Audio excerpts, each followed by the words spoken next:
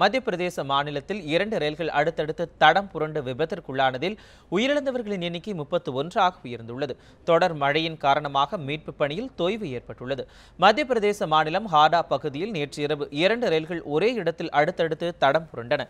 வாரணாசி நோக்கி சென்று கொண்டிருந்த காமயானி எக்ஸ்பிரஸ் ரயில் ஹாடா மாவட்டத்தில் கிரியா கிராமத்தின் வழியாக மச்சக் ஆற்றின் மேம்பாலத்தை கடக்கும் போது தடம் புரண்டு விபத்திற்குள்ளானது. இந்த விபத்து நடந்த சில நிமிடங்களில் அதே ரயில்வே மேம்பாலத்தில் மும்பையிலிருந்து ஜபல்பூர் நோக்கி சென்று கொண்டிருந்த ஜனதா எக்ஸ்பிரஸ் ரயிலும் தடம் புரண்டது.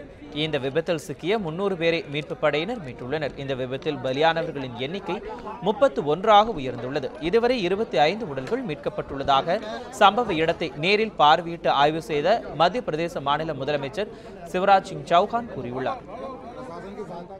जब ट्रेन आई तो पटरियां झुकी और पटरियां झुकने के कारण जो बिजली का करंट था ऊपर, जिसके कारण रेल चलती है, ट्रेन चलती है, उससे संबंध समाप्त हुआ तो ट्रेन खड़ी हो गई और खड़ी होने के बाद धीरे धीरे धंसते हुए डिब्बे नीचे गिर गए और जो परिस्थिति बनी हुई, एक डिब्बे की तो बहुत हालत खराब है, बाकी भी नीचे गिर गए, कामायनी एक्सप्रेस के, जनता एक्सप्रेस के, और उसके कारण ये भयानक हादसा हुआ है.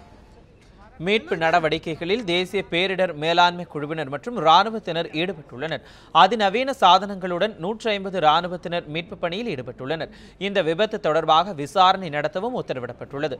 விபத்தில் உயிரிழந்தவர்களின் குடும்பத்திற்கு 2 லட்சம் ரூபாய் நிவாரணமும், படுகாயமடைந்தவர்களுக்கு 50,000 ரூபாயும், லேசான காயமடைந்தவர்களுக்கு 25,000 ரூபாயும் நிவாரணமாக வழங்கப்படும் என ரயில்வே நிர்வாகம் தெரிவித்துள்ளது. திடீரென ஏற்பட்ட இந்த காட்டாற்று வெள்ளத்தில் ரயில் தண்டவாளங்கள் சூழப்பட்டதே இந்த விபத்திற்கு காரணம் என ரயில்வே வாரிய தலைவர் திரு ஏ.கே. மிட்டல் தெரிவித்துள்ளார்.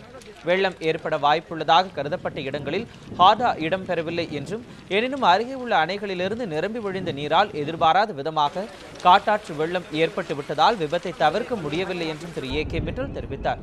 இந்த விபத்து நிகழ்ந்த இடத்தில் பெய்து வரும் தொடர் மழையின் காரணமாக மீட்பு பணிகளில் தொய்வு ஏற்பட்டுள்ளதாகவும் தகவல்கள் தெரிவிக்கின்றன.